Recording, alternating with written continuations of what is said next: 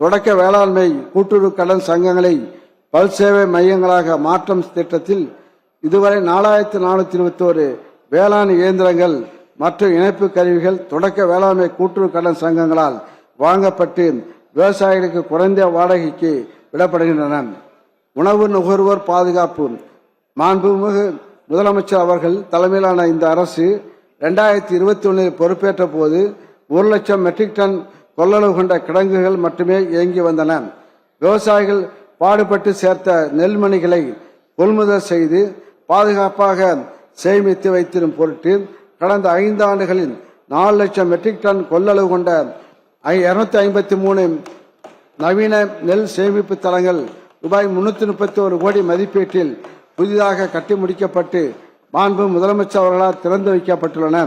அது மட்டுமல்லாமல் வெள்ள காலங்களில் ஒரு நெல் மணி கூட வீணாக கூடாது என்ற அடிப்படையில் ரூபாய் 495 கோடி மதிப்பீட்டில் மேலும் 3,30,000 மெட்ரிக் டன் கொள்ளளவு கொண்ட 130 நவீன சேமிப்பு தளங்களுக்கான கட்டுமான பணிகள் நடைபெற்று வருகின்றன. கால்நடை வளர்ப்பு உழவர்களுக்கு உறுதுணையாக இருந்து ஆண்டாண்டு காலமாக உடல் உழைப்பு, பால், எரு போன்ற ஆகியவற்றை அளித்து வரும் கால்நடை செல்வங்களே வேளாண்மையுடன் பின்னி பிணைந்து உள்ளன. எனவேதான் கால்நடைகளின் நலனை காத்து அதன் வாயிலாக விவசாயிகளின் வருமானம், கிராம பொருளாதாரத்தை பெருக்க கால்நடை பராமரிப்புத்துறை பல திட்டங்களை செயல்படுத்தி வருகிறது. ஆண்டுக்கு ஒரு பசுவிற்கு ஒரு கன்று என்ற நோக்கத்தோடு சுமார் 56 லட்சம் மாட்டினங்களுக்கு செயற்கை முறை கருவூட்டல் பணி மேற்கொள்ளப்பட்டு வருகிறது. ஆண்டுதோறும் 398 லட்சம் கால்நடைகளுக்கு குடற்புழு நீக்க சிகிச்சை செய்யப்படுகிறது. பசுந்தீவனம் ஆண்டு முழுவதும் கால்நடைகளுக்கு கிடைப்பதை உறுதி செய்யவும், பால் உற்பத்தியை பெருக்கவும் 5 ஆண்டுகளில் 23,000 ஏக்கர் விவசாயிகளின் நிலங்களில் பசுந்தீவன சாகுபடி மேற்கொள்ளப்பட்டுள்ளது. தீவன விரயத்தை குறைத்து செரிமானத்தை அதிகரிக்க 10,000 எண்கள் மின்சாரத்தால் இயங்கும் புல் நறுக்கும் கருவிகள் 50% மானியத்தில் விவசாயிகளுக்கு வழங்கப்பட்டுள்ளன. ஆதரவற்ற பெண்கள் மற்றும் விதவைகள் வருமானத்தை ஈட்டுவதற்கு 100% மானியத்தில் 5 வெள்ளாடுகள், செம்மறி ஆடுகள் 38,800 பயனாளிகளுக்கு ரூபாய் 75 கோடியே 63 லட்சம் செலவில் வழங்கப்பட்டுள்ளன.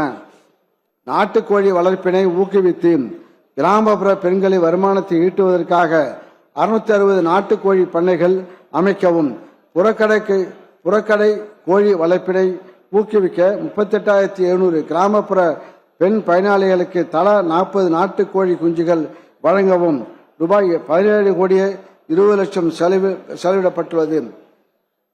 மாண்புமிகு தமிழ்நாடு முதலமைச்சர் அவர்களால் 31 இடங்களில் ரூபாய் 88 கோடியே 42 லட்சம் மதிப்பீட்டில் ஒருங்கிணைந்த கால்நடை பண்ணைகள் மற்றும் ரூபாய் 30 கோடி மதிப்பீட்டில் செங்கல்பட்டு மாவட்டம் காட்டுப்பாக்கத்தில் நவீன ஒருங்கிணைந்த இறைச்சி உற்பத்தி மற்றும் இறைச்சி பதப்படுத்த வளாகம் அமைக்க அடிக்கல் நாட்டப்பட்டுள்ளது.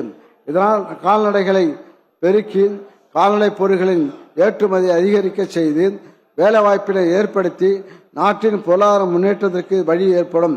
ஊரக மக்களின், குறிப்பாக ஊரக மகளிர் வாழ்வாதாரத்தின் அடித்தளமாக விளங்குவது பால் உற்பத்தி. பால் உற்பத்தியாளருக்கு நியாயமான பால் கொள்முதல் விலையை ஆண்டு முழுவதும் உறுதி செய்வதும், பால் நுகர்வோர்களுக்கு தரமான பாலை நியாயமான விலையில் விற்பனை செய்வதும் பால் உற்பத்தியாளர் கூட்டுறவு அமைப்புகளின் முக்கிய நோக்கமாகும். இடுபொருட்கள் விலையேற்றம், பால் உற்பத்தி செலவினம் ஆகியவற்றை கருத்தில் கொண்டு தொடக்க பால் உற்பத்தியாளர் கூட்டுறவு சங்கங்களுக்கு பால் வழங்கும் உறுப்பினர்கள் அனைவருக்கும் பால் லிட்டர் ஒன்றுக்கு 3 ரூபாய் ஊக்கத்தொகையாக வழங்க 18/12/2023 முதல் டிசம்பர் 2025 வரை ரூபாய் 729 கோடி பால் கொள்முதல் ஊக்கத்தொகையாக வழங்கப்பட்டுள்ளது. இதன் மூலம் 3,60,000 பால் உற்பத்தியாளர்கள் பயனடைந்து வருகின்றனர்.